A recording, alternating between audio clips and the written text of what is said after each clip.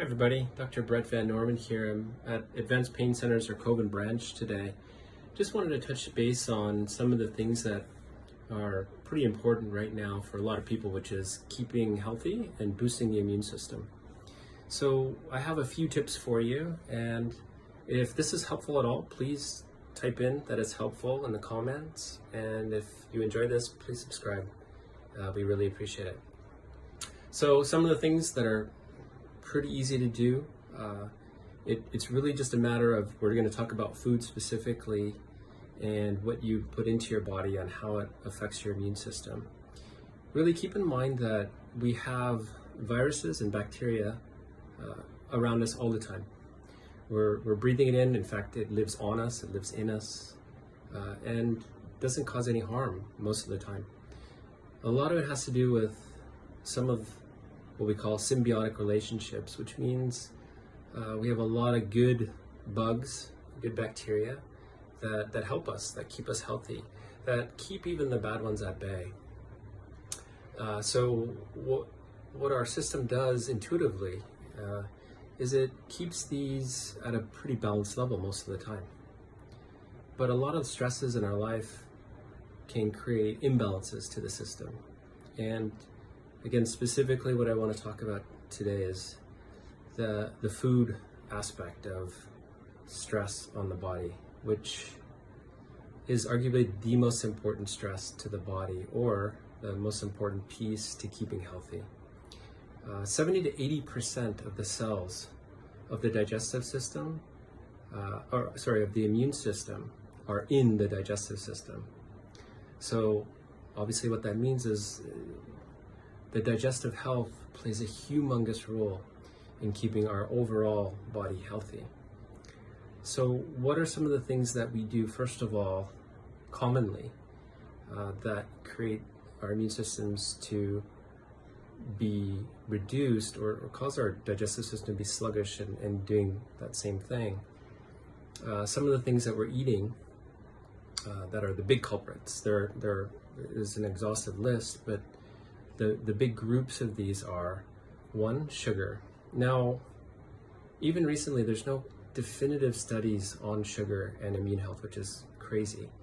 However, what they know is that it affects some of the T cells and some of the cells that really go out and fight our bugs, our bad bugs that come into our body.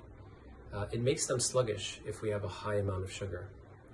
The other thing that we know about it is it increases our odds of things like diabetes, and increased blood sugar for long periods of time increase our chance of diabetes, which we know is a major effect on the immune system. Avoiding sugars intuitively is a good thing, especially highly processed sugars, corn syrups, just things like even Milo. Big ones are soft drinks.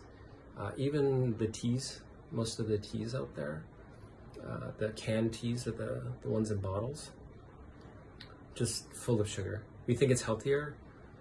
It can be just as bad as drinking a soda.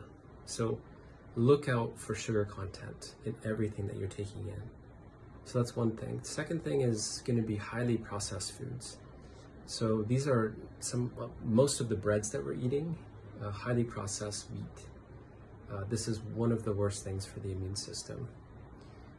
All of the cup of noodles, the biscuits, cookies, really, really tough for the digestive system to catch up and make sure that it's functioning optimally.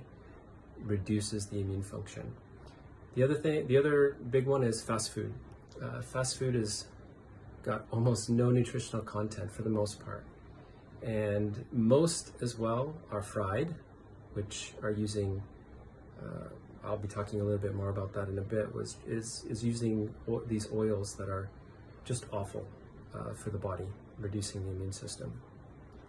But fast food also, in general, has no fiber or very little fiber.